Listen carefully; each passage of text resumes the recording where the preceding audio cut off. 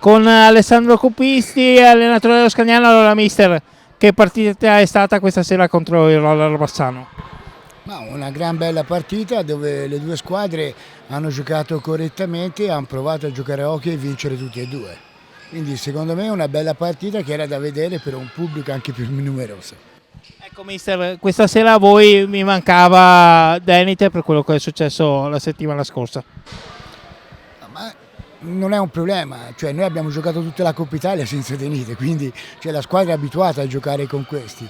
Noi abbiamo una rosa con dei ragazzi giovani che stanno facendo la sua esperienza in questa categoria, vedi Busani Piccolo che è entrato in campo e ha dimostrato personalità con tranquillità e noi andiamo avanti. Però devo dire che è stata una bella partita dove il Bassano secondo me è stato bravo sul 2-0 a chiederci a ribattare il risultato e noi siamo stati bravi a non perdere la testa e a giocarla fino in fondo. Poi gli episodi hanno fatto la differenza.